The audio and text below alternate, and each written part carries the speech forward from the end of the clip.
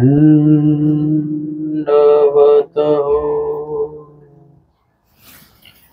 दृष्टांत निरूपणाच्या सत्रामध्ये 20 क्रमांकाचा दृष्टांत श्रवण करणार आहोत. दृष्टांत आहे वज्रकीटकीयेचा. वज्रकीटकी म्हणजे शरीरामध्ये कुठेतरी अशा प्रकारच्या जंतूंची लागण होणे की त्यापासनं परत कुठलाही उपाय त्यासाठी उपलब्ध नसणे किंवा माहिती नसणे. आणि या वज्रकीटकीच्या दृष्टांतामध्ये स्वामींनी एक प्रकारे आत्ताच्या काळामध्ये जो कर्करोग आहे किंवा कॅन्सर आहे याचीच एक प्रकारची माहिती या दृष्टांतामध्ये दिलेली आहे 800 वर्ष आधीच. आणि इथे सांगतात, बंदची न नासे मा अविद्या काही नासेल. बांधलीय गायीच्या दृष्टांतामध्ये आपण आद्यमळाचा जो काही भाग आहे तो घेतलेला आहे की परमेश्वर प्रवृत्ती जीवास आधी मळू लागला असे आणि ते फिटण्यासाठी, ते नासण्यासाठी जीव अनेक उपाय करतो, परंतु तो आद्यमळ काहीसेनही न नसे, न फिटे. आद्यमळ उपलक्षणेच बाकीचे मळ पण त्याच्यामध्ये घ्यायचे. आणि जर का आद्यमळ आणि इतर जे काही मळ आहेत तेच जर का नासत नाही आहेत, अलीकडचेच आहेत, ते नवीन लागलेले आहेत. अविद्या ही मुळीचीच आहे, अनादि अविद्या ज्याला म्हटलेलं आहे, ती नासण्याला वेळ लागणार आहे. परंतु जे नवीन लागलं आहे ना, कधी जुना डाग असेल तो निघायला वेळ लागेल, पण नवीन नवीन एकदम डाग लागला असेल तर तो पटकन धुतला तर लगेच निघू शकतो तो. मग आद्यमळादी बाकीचे मळ जे आहेत ते अवांतर लागलेत, नंतर लागलेत, लावले गेलेत. आणि मग ते जर का नासू शकत नाही, जीव अनेक उपाय करी परंतु न फिटे, तेने अनिका अधिका नरकची होती. म्हणजे ते मळ नासण्याअर्थी वगैरे आपण जर का काही करायला लागलो किंवा अविद्येवर अवांतर लागलेले जे कर्म आहेत ते कर्म नासण्यासाठी म्हणून आपण परत कर्म करतो आणि परत कर्म जोडले जातात. आणि जर का ते कर्म नासता नासताच आपल्याला सहस्त्र जन्म लागतायत आणि परत वरून कर्म लागतायत, हेच जर का सगळं नासत नाही नंतर लागलेलं, तर सांगतात की मा अविद्या काही नासेल. म्हणजे हेच बंधन जर का नासत नसतील तर मग अविद्या म्हणजे तिथं मुळीचीच आहे, अनादि अविद्या. कधीपासनं त्याची सुरुवात झाली, काय झालं काही माहिती नाही, कधी जीवाला लागले माहिती नाही. दोष असेच असतात बरं का. दोष कधी येऊन आपल्याला लागतात, नुसत्याच अविद्येचा विशेष नाही. सगळ्याच दोषांच्या बाबतीमध्येच असं म्हणायचं की आपल्याला कळत नाही की हा दोष आपल्यामध्ये कधी निर्माण झाला, सांगता येत नाही. तुम्ही त्याची तारीख वार वगैरे काही सांगता येत नाही. उपदेशाची दीक्षेची तारीख सांगू शकता, तुम्ही जन्माची तारीख सांगू शकता, पण हा दोष माझ्यामध्ये 1900 किंवा 2000 किती मध्ये आला, किती वाजता आला, कुठल्या दिवशी आला, नाही सांगता येत. जर का आपल्याला ज्ञान झालं तर मग कळतं की दोष आला. अज्ञान दशेमध्ये तर दोष आला हे पण नाही कळत. आपल्यामध्ये दोष आहे हे सुद्धा लक्षात येत नाही. भटोबासांकडे भरपूर दोष होते पण त्यांना माहित नव्हतं. जेव्हा स्वामींनी दोषांचं ज्ञान केलं तेव्हा ते म्हणाले, अरे हे दोष तर सगळे माझ्याकडेच आहेत. म्हणजे ज्ञानानंतर आपल्याला काही गोष्टी अशा स्पष्ट होत राहतात. झोपेतनं उठले, डोळे तर उघडले, परंतु काही वेळेला दृश्य समोरचं स्पष्ट दिसत नाही, झोप डोळ्यावर असते. ते डोळे चोळल्यानंतर किंवा डोळ्यावर पाणी मारल्यानंतर तेच दृश्य अजून चांगलं दिसायला लागतं. म्हणजे ज्ञान झाल्यानंतर आपल्यात किती गुणाची कमतरता आहे आणि किती दोष जास्त प्रमाणामध्ये आहेत हे सगळं लक्षात यायला लागतं. आणि म्हणून जोपर्यंत लक्षात येत नाही तोपर्यंत नासण्याचा कुठलाच काही भाग येणार नाही. तुम्हाला सोडा काहीतरी जाणवलं शरीरामध्ये, तेव्हा आपण ते जाऊन तपासतो आणि मग कळतं की हे झालं ते झालं, आणि मग उपाय करतो. त्याच्या आधी थोडीच आपल्याला काय कळतं. तशा पद्धतीने आचार्य भट्टोबासादिकांना ज्ञान झालं, दोष कळाले आणि ते दोष त्यांनी नासून टाकले. आणि पुढे सकळ कर्म नासावेत, मळ नासावेत या दृष्टीने त्यांनी काय केलेलं आहे, त्यांची चर्या जी आहे ती केलेली आहे, मणितलेकरण केलेलं आहे. आणि म्हणून जर का अविद्या नासायची असेल तर मग मणितलेकरण करावं लागेल. इतर कुठल्याही गोष्टीने, म्हणजे तुम्ही कुठल्याही देवाला नवस करा किंवा काही नवस जाप्य खेटी प्रदक्षिणा काही जरी केलं तरी त्याच्याने अविद्या नासत नाही. अविद्या नासण्यासाठी विशेष ज्ञानातच जावं लागेल, त्यासाठी सामान्य ज्ञानातनं जावं लागेल, त्यासाठी अपरोक्ष ज्ञानातनं जावं लागेल, त्याच्यासाठी पुनःसंबंधी जावं लागेल, आणि त्याच्यासाठी इथे शाब्द ज्ञानात अनुसरावं लागेल. अनुसरणाच्या आधी तुम्हाला ज्ञान घ्यावं लागेल, चर्या वगैरे ह्या सगळ्या गोष्टी त्याच्यामध्ये कराव्या लागतील, आणि त्याच्यासाठी आधी वासनिक व्हावं लागेल. म्हणजे हा असा प्रवास आहे सगळा काय.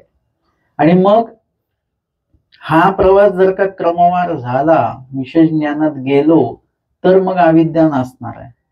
आणि म्हणून सांगतात की मा अविद्या काही नासेल बाकीच्या, इथे जे पण आपण काय करतो आहोत त्याच्याने मळ देखील नासत नाहीत आणि कर्म देखील नासत नाहीत. उलट ते अधिकाधिक कर्म लागतात, मळ तसेच राहतात, अविद्येवर कर्म उमटत राहतात. मा अविद्येवर लागलेले कर्मच नासत नाही तर अविद्या कधी नासणार. अविद्या नासण्याचा आपला प्रवास सुरू आहे. आणि म्हणून इथे आधीच्या दृष्टांतामध्ये, बांधलीय गायीच्या दृष्टांतात आपण बघितलं की जे उपाय आपण करतो त्याच्यामुळे आपण अधिक त्याच्यामध्ये बांधल्या जात असतो. आपण त्याच्यातनं सुटण्यासाठी म्हणून काय आहे तर ते स्वामींनी आपल्याला सांगून ठेवलेलं आहे. मा बंदची न नासे, मा अविद्या काही नासेल.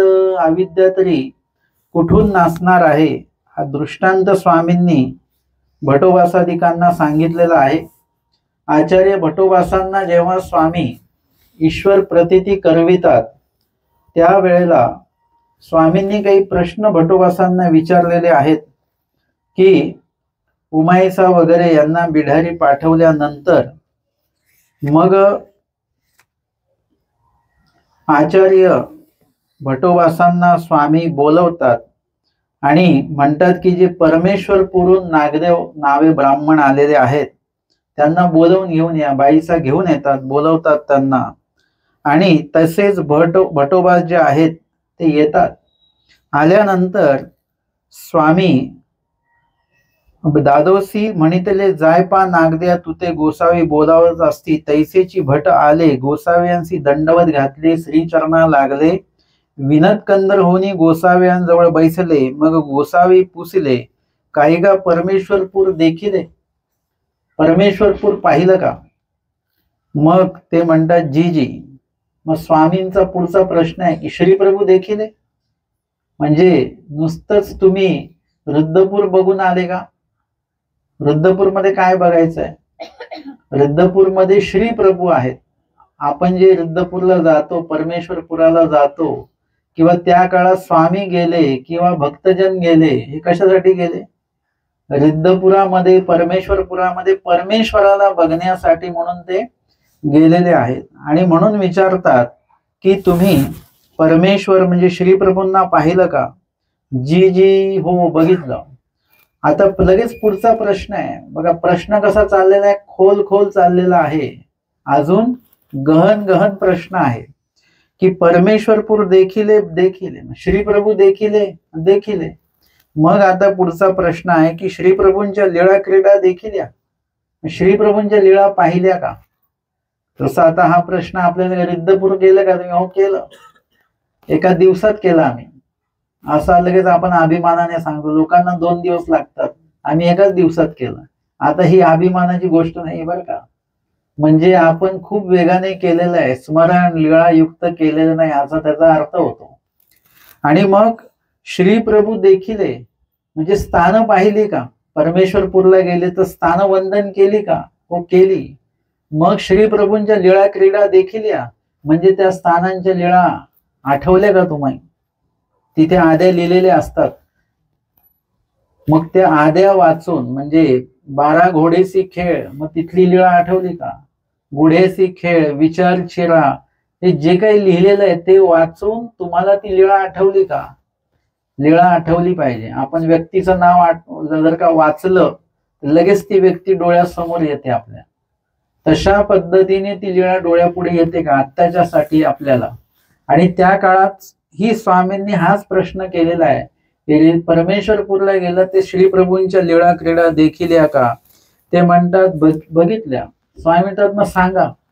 नुसतं बघितल्याहून चालत नाही. लीळा आठवल्या का? तिथल्या लीळा ऐकल्या का? तुमच्यासोबत जे बाबा गेले होते त्यांनी लीळा सांगितल्या का? हो सांगितल्या. तुम्ही ऐकल्या का? हो ऐकल्या. सांगा बरं मग. आता सांगता आलं पाहिजे आपल्याला. आपल्याला सगळं सांगता येतं, फक्त लीळा आपल्याला सांगता येत नाही. चिंतन करा. मी याच्यावर चिंतन केलेलं आहे, मी संशोधन केलेलं आहे. आपल्याला सगळं जगभरातल्या गोष्टी सांगता येतात. फक्त लीळा सांगायचं म्हटलं की आपल्याला आपण म्हणतो नाही, मला नाही जमणार. आपल्या देवाबद्दल आपण सांगू नाही शकत. आपण जगाचे दोष सांगू शकतो, कोण कसा आहे काय आहे सगळं सांगता येतं. फक्त माझे देव कसे आहेत हे आम्हाला सांगता येत नाही. भटोबास म्हणतात मी सांगू नाही शकत. स्वामी म्हणतात की काहीतरी बघितलंय, काहीतरी सांगा, तुमच्या भाषेत सांगा. आणि मग भटोबासांना हे लक्षात येईना की नेमकं कसं सांगायचं, काय सांगायचंय. मग त्यांनी अनुभवीच्या ज्या काही लीळा आहेत त्या सांगितलेल्या आहेत. श्री प्रभूंचं कसं जे दिनक्रम आहे तो सांगितलेला आहे. आणि तदनंतर मग ऐस्या अनुभवीच्या 7-5 सांगितलेल्या, 7-5 लीळा सांगितल्या. स्वामींनी ते लक्षपूर्वक ऐकलेले आहेत. आणि मग स्वामी विचारतात श्री प्रभूंवर आणि आमच्यावर आणि दादोसांवर तुमची बुद्धी कशी आहे? कारण दादोसांसोबत ते आलेत. पहिला प्रभाव दादोसांचा आहे, नंतरची भेट आमच्या स्वामींची आहे आणि नंतरची भेट श्री प्रभूंची आहे. मग तिघांविषयी तुमचा भाव कसा आहे? तेव्हा ते भट्ट म्हणतात जी सारखी सारखीच आहे. असं चालेल का म्हणून? नाही. परंतु सर्वसामान्यपणे तुम्हाला कसं असतं की सगळे साधू सारखेच है ना. म्हणजे आपण एखादे साधू दादा असतील तर त्यांना आपण बाबाच म्हणतो. म्हणजे तसं नाही. आपल्याला दादा आणि बाबांमधला फरक कळायला पाहिजे. म्हणजे हा एक भाग आहे. मग कोणीतरी एकदा मला फोन दिला एकदम. ते म्हणजे बोला म्हणजे कोण आहे? म्हणजे बिडकर बाबा आहेत. बिडकर बाबा म्हटलं आता मी काय बोलायचं बिडकर बाबांसोबत? म्हणजे आपण आधीच अधिकरण आहेत आणि आपण एकदम कसं बोलायचं? आणि त्यांनी माझ्याकडे फोन देऊन दिला. आता आवाज ऐकल्यानंतर तो काही बाबांचा आवाज नव्हता. म्हटलं कोण बोलतोय? मग त्यांनी सांगितलं मी अमके दादा बिडकर दादा बोलतोय. अच्छा म्हटलं. मग मी त्यांना सांगितलं ते बिडकर बाबा नाही आहेत, ते दादा आहेत, कोणी अमके दादा आहेत. म्हणजे इत्यादी प्रकारे आपल्याला तो फरक कळला पाहिजे. अधिकरण म्हणजे काय, एखादे साधू म्हणजे काय, वास्तविक म्हणजे काय, उपदेशी म्हणजे काय, हा फरक आपल्याला लक्षात आला पाहिजे. आणि इथे आचार्य भटोबास म्हणतात की सारखी, मला तिघांवर सारखीच बुद्धी आहे. आणि मग बाईसांनी ते ऐकलं. बाईसा मग बोलतात मरमर पोरा तुझा मडा बांधे घागरा वगैरे असं बोललात. आणि स्वामींनी बाईसांना थांबवलं. पूर्वक्रिया त्यांची जी आहे ती आठवण करून दिली स्वामींनी त्यांना. आणि मग स्वामी म्हणतात सदैव काही जीवासी जाणणे असे. सदैव अज्ञानपणामध्ये जीवाला काही समजत नसतं की काय बोलायचंय. त्याच्यासाठी ज्ञान असावं लागतं. तुम्हाला जर का ज्ञान असेल तर तुम्ही गोड पदार्थ खाल्ल्यानंतर तुम्हाला आपोआप कळतं की हे साखरेचा आहे की गुळाचा पदार्थ आहे, है ना. एरवी ज्याला नाहीच माहिती येतं नाही सांगू शकत. आपण लगेच सांगू शकतो की कशाचा तो बनवलेला आहे. तैसे परमेश्वर आणि जीव याच्यातला जो काही भेद आहे हा सर्वसामान्य लोक नाही जाणू शकत. आणि म्हणून येथून जाणविजे तै जाणीजे, येथून जाणविजे परमेश्वरे परमेश्वर जाणीजे, परमेश्वरे परमेश्वर पाविजे. काही लोक खूप हे असतात की आमच्या घरातले आमके देव करत नाही, मुलगा देव करत नाही, आमके देव करत नाही, त्यांना काहीतरी सांगा, त्यांना काहीतरी सांगा. आम्ही काही जरी सांगितलं तरी त्यांच्यामध्ये फरक पडणार नाही. कारण की परमेश्वरे जाणविजे, परमेश्वर जेव्हा जाणवून देतील तेव्हाच त्यांना जाणीव होणार. परमेश्वराचा जो ज्ञानाधिकार आहे त्यांच्यामध्ये तो उजृंभित झाला, तो ज्ञानाधिकार आहे त्यांच्याकडे, उजृंभित जर का झाला नाही तर त्यांना ते समजणार नाही. एखाद्या जर का आपण ते पाण्याची बाटली असते, त्याचं झाकण लावलेलं आहे आणि त्याला किती पाण्यामध्ये बुडवलं त्याच्यात पाणी जाईल का? तसा तो प्रकार आहे. म्हणून त्याला काय करावं लागेल, झाकण उघडावं लागेल. अधिकार तिथे उजृंभित होणं गरजेचं आहे आणि ते परमेश्वर बरोबर त्यावेळेला करतात. आणि म्हणून कोण देवधर्म करत नाही याच्याविषयी तुम्ही लोक अस्वस्थ राहायचं नाही. आता बघा, मी निरूपण करतो, स्वामींचीच वचनं सांगतो. आता ते सांगितलेले सगळेच वचनं सगळेच लोक काही पाळत नसतात, मग मी अस्वस्थ व्हायचं का बिनकामी? नाही. जे पाळतील ते पाळतील, जे नाही पाळतील ते नाही पाळतील. मी अस्वस्थ झालोय जेव्हा मी स्वतः ते पाळत नसेल तर मग मी अस्वस्थ झालं पाहिजे. की मी लोकांना सांगतोय, मी स्वतःच पाळत नाही, वचन मला माहितीये, मी त्याचं आचरण करत नाही, म्हणून मी चिंतित असलो पाहिजे. दुसरं कोणी आचरण करत नाही म्हणून तुम्ही तुमची स्वस्थता बिघडवायची नाही. तुम्ही तुमचं आचरण इथे करत राहायचं. भटोबास आले एकटे निघून, त्यांचे कोणी परिवार येतंय नाही येतंय याच्याकडे भटोबासांनी लक्ष दिलं नाही. निळभट्ट भांडारेकर घराबाहेर पडले, ते काही पत्नीला म्हणत बसले का तू पण उपदेश घे, तू पण दीक्षा घे वगैरे, काही नाही. ते त्यांचं निघाले. माहीम भट्ट देखील त्यांचं निघालेले आहेत. आमच्या स्वामींनी त्याविषयी धांदूल मोक्षाची कथा सांगितलेली आहे. धांदूल मोक्ष करायचा नाही. तुम्ही तुमचा धर्म तुम्हाला जेवढा कळाला त्याचं आचरण करत राहा. तुमचे प्रयत्न नक्कीच असले पाहिजेत की आपल्यासोबत 4 लोकांनी घरातल्याही देवधर्म केला पाहिजे. हे प्रयत्न, हा हेतू तुमचा असलाच पाहिजे आणि त्याविषयी तुम्ही देवाला विनंती पण केली पाहिजे. पण ते जर का तरी नसतील करत तर तुम्ही अस्वस्थ नाही व्हायचं. त्यांचा अधिकारच नसेल तर तुम्ही आम्ही एवढंच काय, श्री चक्रधर स्वामी देखील काहीच करू शकत नाही. मार्कंडाला काहीच करू शकत नाही. बाईसांचे भाचे आहेत ते. स्वामी काहीच करू शकले नाही. बाईसांच्या इथे थांबून 3 दिवस अपमान सहन करून प्रेमदान देऊ शकले बाईसांना, पण त्यांच्या भाच्यांना मात्र देव काही देऊ शकले नाही. दिलं तर ते घेऊ शकले नाही. म्हणजे अशा पद्धतीने या ठिकाणी स्वामी सांगतात की सदैव जीवासी काही जाणणे नाही, परमेश्वर जाणविती तेवेळी जाणीजे. आणि जीवाचा माथा अनादि अविद्या असे, अनादि अविद्या असे, अनादीची अविद्या त्या जीवाला लागलेली आहे आणि त्याच्यामुळे काही सुधरत नाही है ना. प्रवासामध्ये जर का तुम्ही दिवस जोपर्यंत आहे तोपर्यंत भरपूर आपल्याला स्वस्थता वाटत असते. जर काळोख पडला की आपल्यामध्ये अस्वस्थता तयार होते, काही गोष्टी लक्षात येत नाही पटकन. आणि म्हणून इथे ही अविद्या नावे जे काही काळीमा आहे अनादी काळापासून लागलेली असल्यामुळे अधमती, अधगती, अधरती हे मुळातच आपल्याकडे आहे. ऊर्ध्वमती, ऊर्ध्वगती, ऊर्ध्वरती हे आपल्याला आणावं लागणार आहे, तयार करावं लागणार आहे. अधमती, अधगती, अधरती तयार करावं लागत नाही. तुम्हाला काळोख तयार करावा लागतो का? काळोख नाही तयार करावा लागत. तुम्हाला उजेड तयार करावा लागतो. उजेड बंद करा, लगेच काळोख आहे. काळोख आणावा नाही लागत, प्रकाश, उजेड मात्र आणावा लागतो कुठून तरी आपल्याला. तशा पद्धतीने स्वामींनी हे सांगितलं. आणि मग स्वामी त्यांना सांगतात की श्री प्रभूंच्या लीळा तुम्ही बघितल्या आणि दादोसांच्या ज्या चेष्टा आहेत, कुचित चेष्टा आहेत, त्या सुद्धा तुम्ही बघितलेल्या आहे. तर त्याच्यामध्ये तुम्हाला काही बदल वगैरे काही वाटला नाही का? ऐसे एडे एर विचारिता तव काही अनसारिकी न दिसेची होय. काहीच तुम्हाला वेगळे पण जाणवलं नाही का श्री प्रभूंमध्ये आणि दादोसांमध्ये? मग भट विचारू लागले, विचार करायला लागले. तव गोसाव्यांच्या आगाध लीळा देखती आणि दादोसांच्या कुचित चेष्टा देखती. परमेश्वराच्या आगाध लीळा बघतात ते. प्रसन्नता आहे, नामे वेद झालेला आहे, आनंद आहे. तसं दादोसांच्या बाबतीमध्ये बघितलं तर त्यांचं वागणं वगैरे हे ते सगळं कसं आहे, वेगळं आहे. आणि मग स्वामी म्हणतात श्री प्रभू ते आत्माराम आहेत. श्री प्रभू ते निर्गुण ब्रह्म आहेत आणि श्री प्रभू ते नित्य मुक्त वस्तू आहेत. आणि महात्मा तो कोण आहे? एक जीव आहे, साधारण जीव आहे. एवढा मोठा फरक आहे. म्हणजे श्री प्रभू परमेश्वर आहेत आणि दादोस जीव आहे, हा तर मोठा फरक आहेच आहे.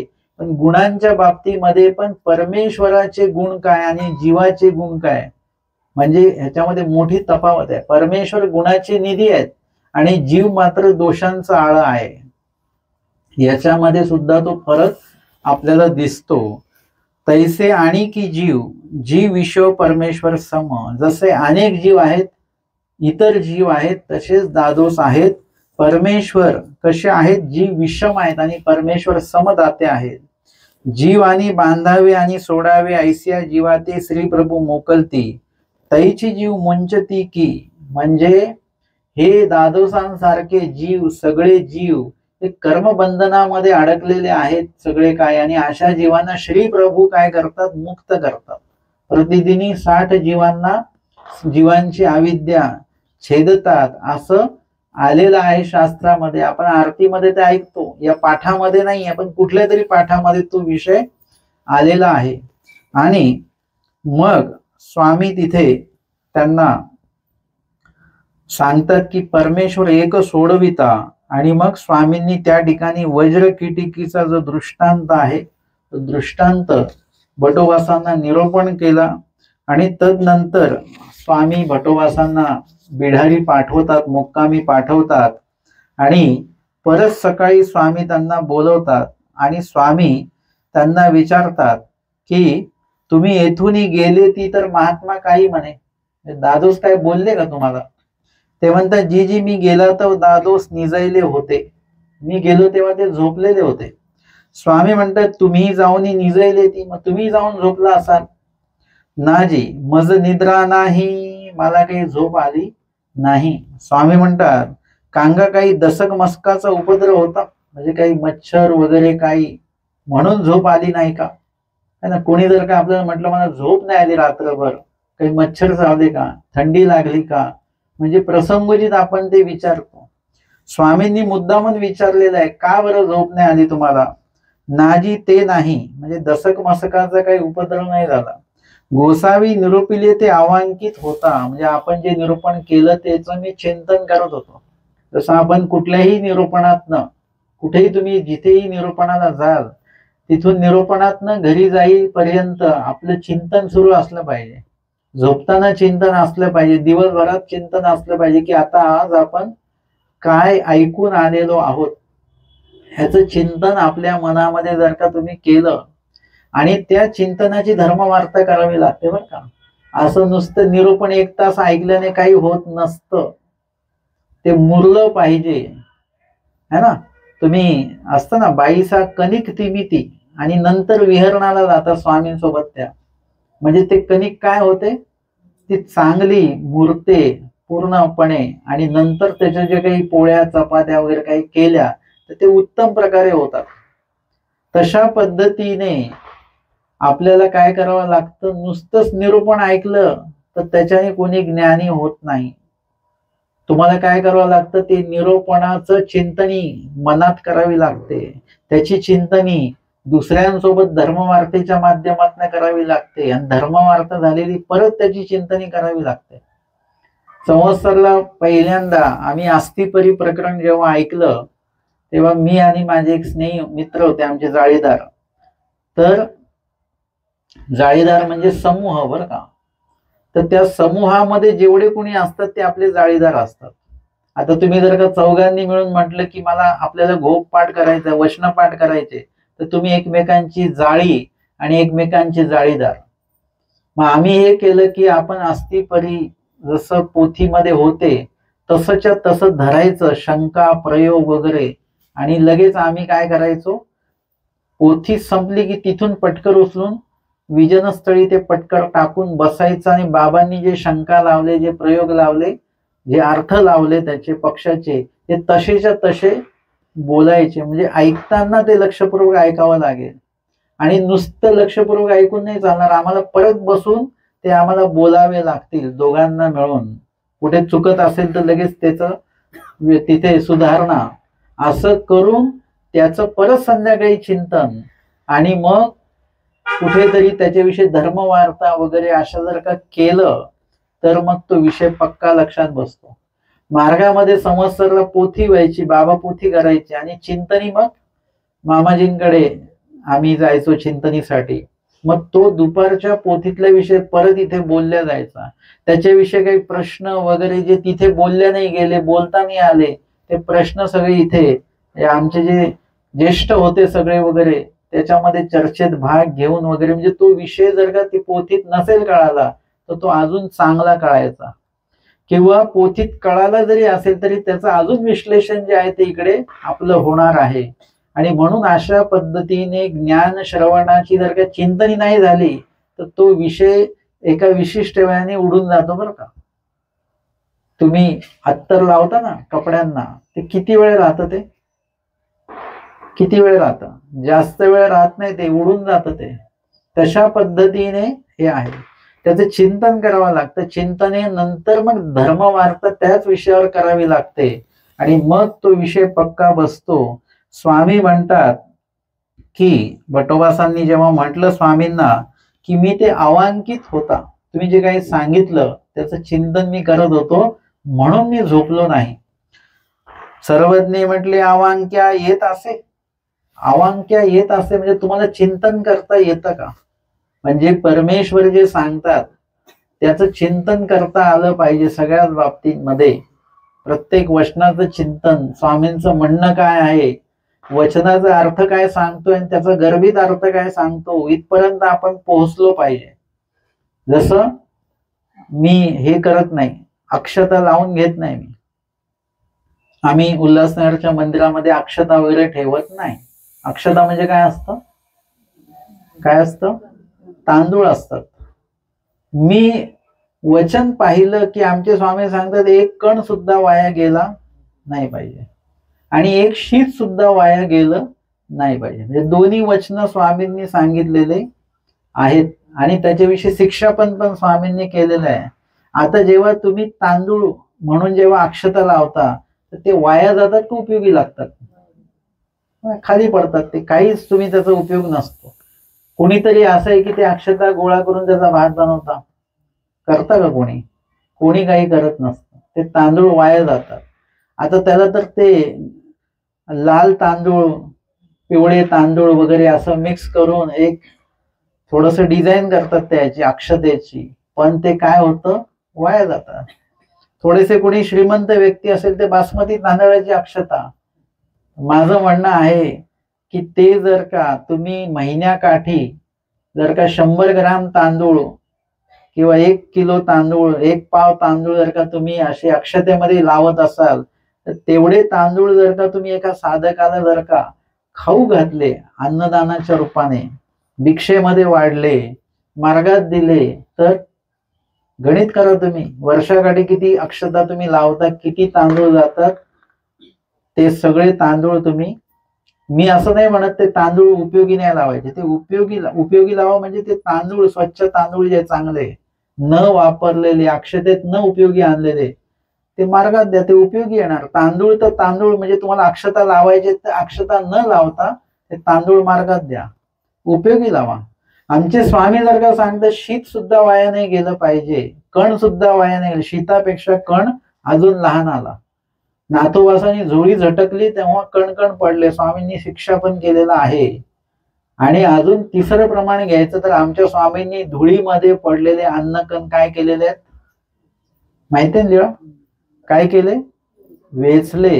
ते अधिकारी सांगतो हे धुळीमध्ये आता हे झालेला खराब झाले, धूळ लागली, तरी स्वामी एक एक कण वेचतायत. कारण की ते अन्न कण जे आहेत ते कण नसून ते कणव आहे. एक एक कण नाही उचलत, एक एक कणव आहे. एकेका कणामध्ये त्या त्या जीवाविषयी दडलेली कणव आहे. जेवढे कण आमचे स्वामी ग्रहण करतील, स्वीकारतील, तेवढी कणव त्याची वाढणार आहे. आणि म्हणून ती कणव वेचतात स्वामी, कण नाही वेचत. मग आता आम्ही अन्न कण सगळं वाया घालवायचे का? नाही. तुम्ही ते कणकेचे दिवे बनवता, ठीक आहे, म्हणजे सगळं परंपरेने आलेलं आहे वगैरे, परंतु कणिक वाया जाते त्याच्यामध्ये. तेवढी ती कणिक आहे, परमार्गी उपयोगी लावा. जे काही जाणकार लोक आहेत ना, ते बघतात की बाबा ही ते एवढा खर्च होण्यापेक्षा एवढ्या द्रव्यामध्ये एखाद्या मार्गाला पुरवठा होऊन जातो अनावश्यक. असं वाढदिवसाला, माझ्याच वाढदिवसाला तसा केक आणला मी. तो केक बघितला ना, केवढ्याचा केक आहे, ते म्हणजे 1,500चा. मी गणित केलं, छोट्या आश्रमात 3 पंक्ती झाल्या असत्या, 3 आश्रमात पंक्ती झाल्या असत्या, एवढ्या याच्यामध्ये 2 तरी झाल्या असत्या, काहीतरी पुरवठा देणं झालं असतं. त्यांना सांगितलं याच्या पुढे असं काही आणायचं नाही. म्हणजे ते अनावश्यक खर्च आहे. म्हणजे हेच चिंतन आपल्याला वचनाचं करता आलं पाहिजे. नुसतंच वचन अभ्यासायची नाहीत, वचनांचं पालन अनुपालन देखील करता आलं पाहिजे की स्वामींचं म्हणणं काय या वचनामध्ये. जर का आपण एकीकडे हे वचन 2 पाठ केलेले आहेत, अनु सांडावे वगैरे, आणि आपले शीत मुंगे आदी करून नेऊन हे वचन पाठ केले, त्याचे अर्थ पाठ केले आणि कण वाया चालले, त्याचा आपल्याला काहीच दिसत नाही, काहीच चिंतन होत नाही आहे. चिंतन केलं पाहिजे की या वचनाचं पालन मी करतोय का, तपासून बघा. या वचनाचं पालन मी करतोय का, तपासून बघा. प्रत्येक वचन तपासून बघा, मी याचं आचरण करतोय का, करतोय तर किती प्रमाणात करतोय, किती प्रमाणात नाही करत. हे याला म्हणतात अवांकने. प्रत्येक लीळेला तुम्हाला असं चिंतन करता आलं पाहिजे. जसं मी आता दृष्टांतामध्ये तुम्हाला ऐकायला मिळेल असते की त्याच्यामध्ये मी सांगितलं, आम्हाला त्या सादाईसा गंगेमध्ये बुडतायत, नाथोबास गंगेमध्ये वाहून जात आहेत वगैरे, हे लीळा वाचायला खूप चांगले वाटतात.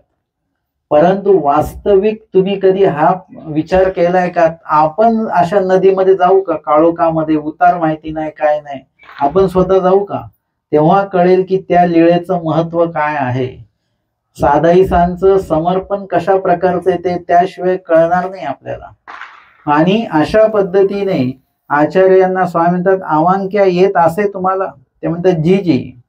मग स्वामी म्हणतात जेवढं काही तुमच्या चिंतनामध्ये तुम्हाला घेता येतं तेवढं घ्या. तेतुकी आपले जाऊ ने दिजे, जाऊ देऊ नका. जेवढं मिळतंय, तुम्ही म्हणाले आज आम्ही लीळा पूर्ण ऐकली पण त्या लीळेतला अर्धाच भाग आमच्या लक्षात राहील. स्वामी म्हणतात जेवढं लक्षात राहतं तेवढं लक्षात ठेवा. आज 10 वचनांचा अर्थ सांगितला, आम्हाला एकाच वचनाचा अर्थ लक्षात राहिला, हरकत नाही, एकच वचन लक्षात ठेवा. म्हणजे प्रपंचामध्ये तुम्ही करता ना, 11 रुपयाची वस्तू असेल तर तुम्ही म्हणता ना 10 रुपयाला दे म्हणून. आता 1 रुपया वाचून काय होणार आहे, 10 रुपये तर चाललेत, परंतु 1 रुपया वाचणं देखील तेवढंच महत्वाचं आहे. 1-1 रुपया आपण साठवतो, वाचवतो, तशा प्रकारे एक वचन आपल्याला साठवायचं आहे. अशा अनेक वचनं आपल्यामध्ये साठणार आहेत. आणि त्याच्यामध्ये एखाद्याचे 10 वचनं पाठ होतात आणि तुमचे 5च होतात किंवा 2च होतात, मग तुम्ही काय होतं, आपल्याला काय बुद्धी नाही, अभ्यास करता येणार नाही म्हणून अभ्यास तुम्ही सोडून देता. पण तुम्ही रोजचं 1 वचन पाठ केलं तर महिन्याचे किती वचनं पाठ होतात, आणि 31वा महिना असेल तर 31, बघा वाढलं लगेच. म्हणजे 2 महिन्यात 60 वचनं पाठ होतात. आणि 2 महिन्यापर्यंत तुम्ही रोज 2 वचनं पाठ कराल, कारण 1 महिन्यामुळे 30 वचनं जे पाठ झाली त्याच्यामुळे तुमचा आत्मविश्वास वाढतो आणि तुमच्या लक्षात येतं की मी 30 वचनं सहज पाठ होतात माझे महिन्याचे, म्हणजे दिवसाला मी 2 वचनं पाठ करू शकतो, शकते. आणि मग त्याच्यामध्ये वृद्धी जी आहे ती होते. अशा पद्धतीने जेवढं जमेल तेवढं घ्या. स्वामी म्हणतात या नंतर वज्रकिटिकीचा दृष्टांत सांगितला, हिरेखाणियाचा दृष्टांत स्वामी सांगतात. आणि हाच दृष्टांत वज्रकिटिकीचा अजून एका लीळेमध्ये स्वामींनी सांगितलेला आहे. महत्वपूर्ण संवाद आहे या लीळेमध्ये. उत्तरार्ध 493 क्रमांकाची लीळा आहे. जीवा अविद्ये विभाग करू जाणे म्हणणे. एकुदिसी गोसावी नगराकडोनी वाळुवंटे ढोरेश्वराकडे बीजे करीताती. सरीसी भक्तजनांची मांदी. स्वामींच्या सोबत सगळे भक्तजन आहेत. आणि तेव्हा पिंपळेश्वराकडून ब्राह्मण येत होते. पिंपळेश्वर नावाचं जे ठिकाण आहे तिथून त्या दिशेने काही ब्राह्मण मंडळ येत होती. तेही गोसावी ते देखील गोसावी पाठीमोरे झाले. स्वामींना त्यांनी येताना बघितलं. स्वामी इकडे आले आणि ते तिकडे गेले आणि ते तिकडे स्वामींच्या पाठीमोरे झाल्यानंतर त्यांच्यात बोलणं चालू आहे.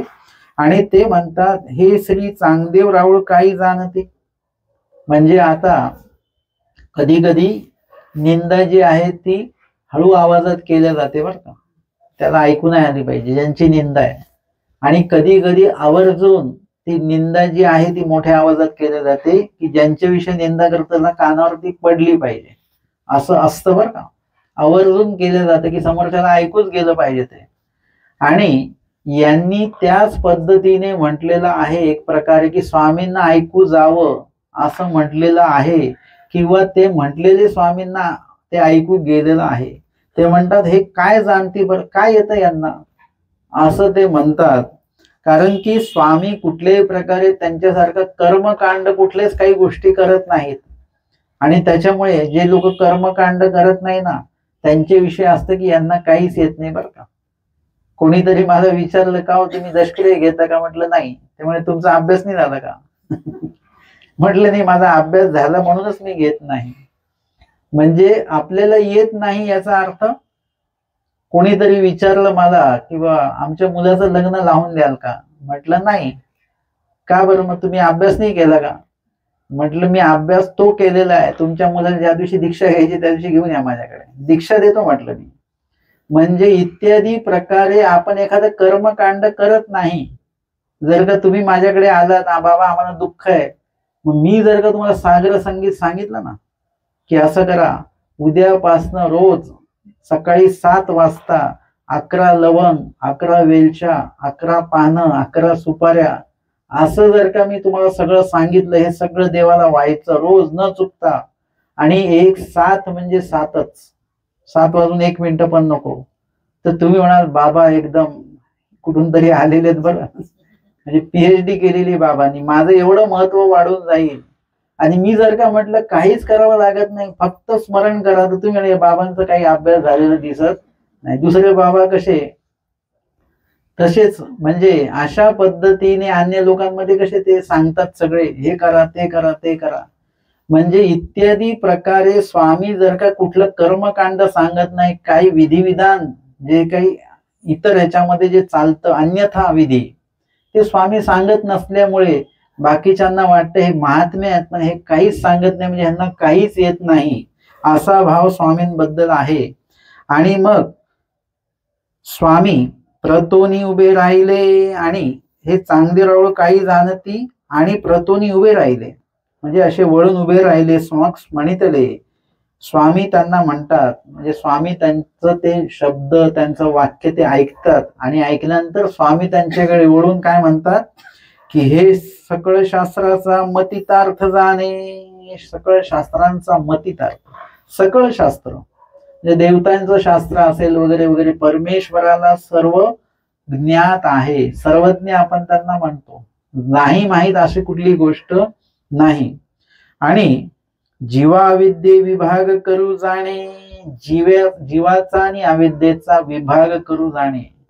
इतर देवता मात्र हे काहीच करू शकत नाही. इतर देवता जीवाला बघू देखील शकत नाही, जीव जीवाला बघू शकत नाही, देवता जीवाला बघू शकत नाही, प्रपंच जीवाला बघू शकत नाही. हे सगळे आधे आधे आहे. याच्यामध्ये पूर्णत्व जे आहे ते परमेश्वराचंच असल्यामुळे त्यांना परमेश्वर असं म्हटलेलं आहे. सगळ्यांपेक्षा सगळ्यात जे काही ऐश्वर्य आहे ते परमेश्वराचंच आहे, आणि म्हणून ते परमेश्वर आहेत. आणि ते जीवा अविद्येचा विभाग करू जाणे, जीवाला अविद्येपासून वेगळं करणं हे परमेश्वराला माहिती आहे. हे या 4 पदार्थांमध्ये परमेश्वरा व्यतिरिक्त कुणीच करू शकत नाही. एके परमेश्वरी विण कुणी करू शकत नाही. आणि म्हणून स्वामी सांगतात की जीवा अविद्ये विभाग करू जाणे, जैसे बापा पुता वाटले. बापा पुता वाटले म्हणजे वडील आणि मुलांचं जर का काही वाटणी झाली तर काय होतं, ते सगळं वेगळं होतं. वडिलांचं जे काही वाटणी वेगळी, आणि म्हणजे त्याच्यामध्ये अर्थार्थी संबंध नाही, अर्थार्थी काही संबंध राहत नाही, वेगळेपणा आहे. जर का वेगळं केलं तर तशा पद्धतीने जीवाला आणि अविद्येला जर का वेगळं केलं तर त्या अविद्येचा कुठलाही अंश त्या जीवामध्ये राहत नाही, जीवाचा कुठलाही अंश त्या अविद्येमध्ये राहत नाही. अर्थार्थी काही संबंध अविद्येचा जीवाचा राहत नाही. अशा प्रकारचा विभाग परमेश्वर त्या जीवाचा आणि अविद्येचा करतात. आणि अशा वेळेला आमच्या स्वामींनी इथे वज्रकिटिकीचा जो दृष्टांत आहे तो दृष्टांत निरूपण केलेला आहे. कवणा एकांताची सवडी वज्रकिटिकी लागली असे. कुणी एक व्यक्ती आहेत, त्यांच्या अंताची सवडी, अंत म्हणजे आतडी, आणि त्याच्या सवडीमध्ये म्हणजे त्याच्या सांधीमध्ये, त्याच्या त्या विभागामध्ये, दोन आतड्यांच्या मध्ये काय झालेलं आहे की वज्रकिटकी लागली असे, असं काहीतरी आजार त्याला झालेला आहे. ते आगी जळीता जळेना, पाणी बुडेना. आणि त्याच्याविषयी सांगितलेलं आहे की काय होतं की ते आगी जाळीता म्हणजे जर का त्या जंतूंना वगैरे अग्नी वगैरे या प्रकारचा काही उपाय जर का केला तर ते आजार जो आहे तो जाईल वगैरे. तर सांगतात की तो आगी जाळीता जळेना, त्या आगीने तो जाळला जात नाही. पाणी बुडेना, पाण्यामध्ये तो बुडवला तर तो मरत नाही. आणि शस्त्रे छेदेना म्हणजे असे काही जंतू असतात ना, मुंगी असेल तिला पाण्यात टाकलं तर काय होईल, ते मरून जाईल. पण त्यामध्ये अजून काही असे जंतू असतात ते पाण्यातच तयार होतात है ना, छोटे छोटे. जर का आपण खूप दिवस जर का ते पाणी हे नाही आदल बदल नाही केलं तर त्याच्यामध्ये जंतू होतात. ते जंतू पाण्यातच तयार होतात आणि पाण्यातच जगतात, ते पाण्यात मरत नाहीत. ते तशा पद्धतीने या जंतूंना पाण्यात जरी बुडवलं तरी ते मरत नाहीत. घनवरी पिटिता परी मरेना, किती घनवटरी पिटलं तरी त्यांची जी काही उत्पत्ती आहे ती मात्र थांबत नाही है ना. आता आत्ताच्या काळामध्ये कॅन्सरसाठी काय करतात, ते किमोथेरपी वगैरे देतात. म्हणजे तेच आहे, आगी जाळीता परी जळेना, म्हणजे त्याचा अंश कुठे ना कुठे असतोच. मी ते नेहमी सांगतो, मामाजी आम्हाला सांगतात, ते हरळ असते ना म्हणजे गवत, ते जर का तुम्ही सगळं गवत काढून टाकलं आणि त्याच्यामध्ये परत एखादी जरी कांडी त्याच्यामध्ये शिल्लक असेल त्या गवताची आणि त्याचा पाण्याचा भूमीचा त्याचा योग आला की तेवढी परत तेवढं गवत अंगणभर पसरतं. तशा पद्धतीने सगळेच जंतू काही मरत नाहीत. ते आगी जाळीता जळेना, पाणी बुडेना, घनवरी पिटिता परी ते मरत नाहीत. सांडसवरी तोडिता परी तुटेना, जरी त्याला वेगळं केलं, तो अवयव जरी काढला बाजूला, एवढं काढूनच टाकू तरी देखील त्याचा काही ना काही अंश जो असतो तो शरीरामध्ये असतोच असतो. कवणी रोगू नेने, आणि जेवढे कोणी येतात त्यांना तो आजारच नाही माहिती नेमकं झालं काय. कधी उपाय होईल, जेव्हा आजार कळेल तेव्हा उपाय केला जाईल, परंतु आजारच कळत नाही. अधिका दुःखची होय, आणि अधिक दुःख वाढत वाढत वाढत जातं. एखादा एकू रोगू जाणे परी उपाव नेणे, एखादा एकू येतो तो रोगू जाणे म्हणजे त्याला माहितीये कुठला आजार आहे, हा काय आहे, कॅन्सर आहे. मग तुम्हाला उपाय माहितीये का, परी उपाव नेणे, सगळ्यांना माहिती पडतं. आता निदान होतं हे कॅन्सर आहे, परंतु त्याचा उपाय कोणालाच नाही माहिती. एखादा एकू उपाव जाणे परी रोग नेणे, एखाद्याकडे उपाय माहिती आहे त्याला, परंतु तो आजारच त्याला माहिती नाही, हा कुठला नवीन आजार आहे. त्याच्याकडे त्याचं औषध आहे, पण हे औषध त्याचंच आहे हे त्याला माहिती नाही है ना. कॅन्सरवर औषध नाहीये, पण नाहीये अशातला भाग नाही, आहे परंतु माहितीच नाहीये लोकांना की या गोष्टी एकत्र केले की हे औषध याच्यासाठी तयार होणार आहे. मधल्या टप्प्यात कोरोनासाठी औषध नव्हतं, लोक वेगवेगळे औषध घरी बनवायचे स्वतःच्याच मनाने, ह्याच्यात हे टाकलं ते टाकलं की झालं औषध, परंतु ते त्याचंच औषध आहे असं काही निश्चिती नव्हती. आणि एखादा एकू जाणता ये, आणि एखादा एकू जाणता येतो तो रोगही जाणे आणि उपायही जाणे, त्याला रोगही माहिती आणि त्याचा उपाय पण माहिती आहे. दोन्ही गोष्टी माहिती असल्या पाहिजेत.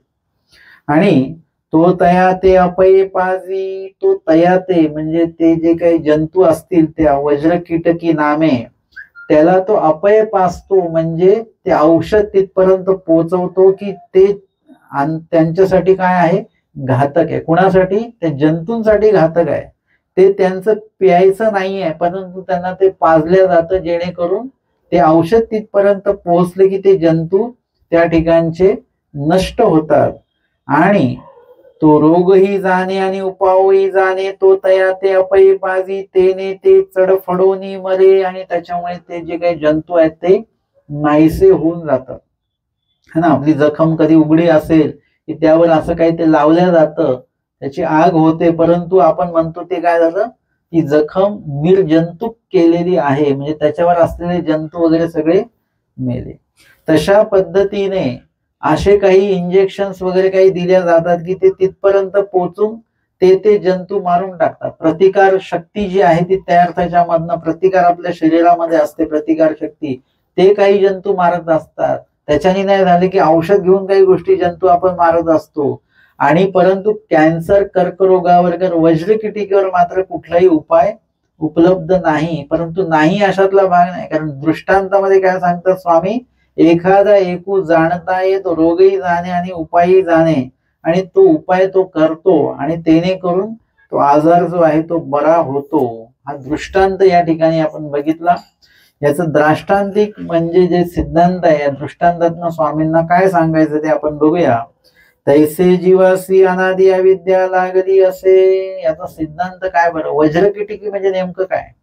बांधलीय गायीच्या दृष्टांतात आपण मळ बघितलेले आहेत किंवा कर्म बघितलेले आहेत, आणि या दृष्टांतामध्ये अविद्येबद्दल स्वामी सांगत आहेत. आणि म्हणून सिद्धांती वज्रकिटिकी म्हणजे काय, जीवासी अनादि अविद्या लागली असे, अनादि अविद्या लागलेली आहे. कुणाला तर आजारच माहिती नाही की ही अविद्या आहे वगैरे, त्यांच्याकडे उपाय जरी असला तरी तो उपाय याच्यावर चालत नाही, म्हणजे त्यांना तो आजारच नाही माहिती, ते उपायच करत नाही.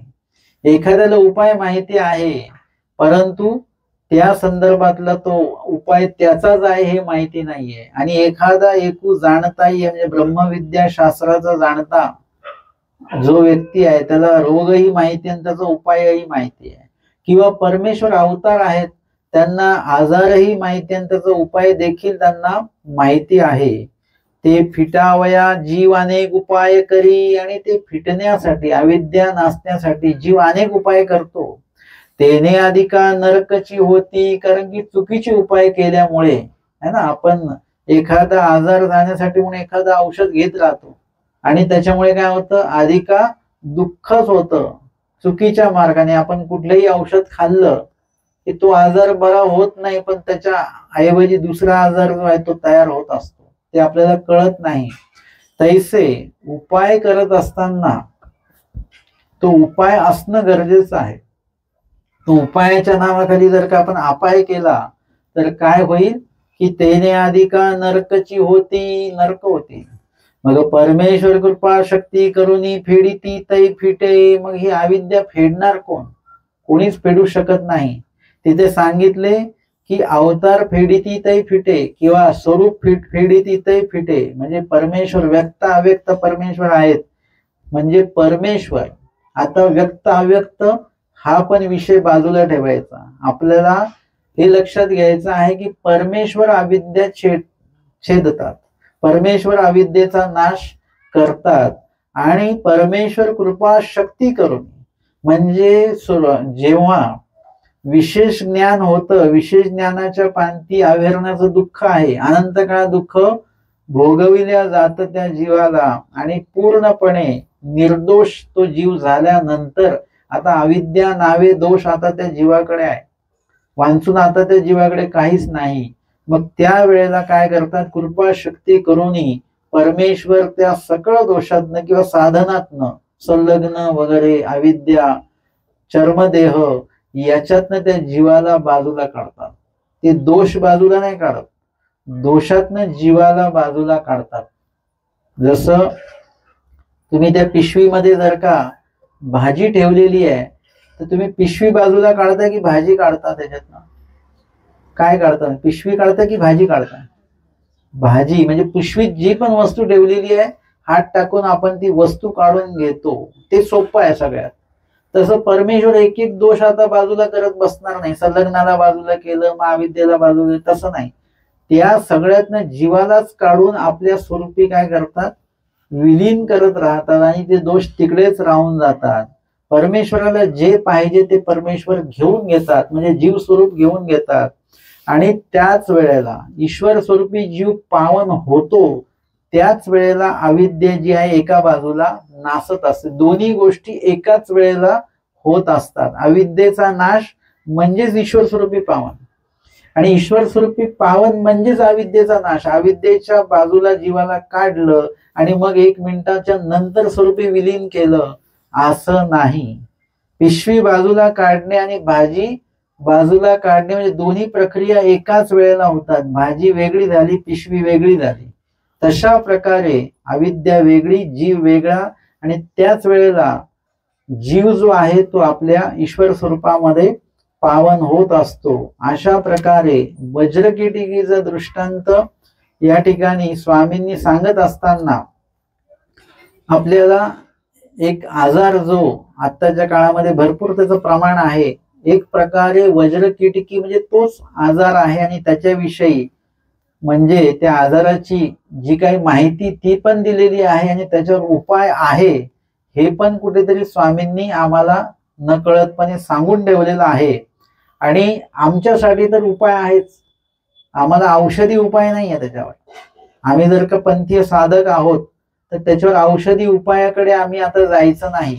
औषधी उपाय असतील तर घ्या, परंतु तुम्हाला ते मुळात सांगणं आहे की याचा उपाय आम्हाला आधीच माहिती आहे की अनुसरण हा त्याचा उपाय आहे बरं का.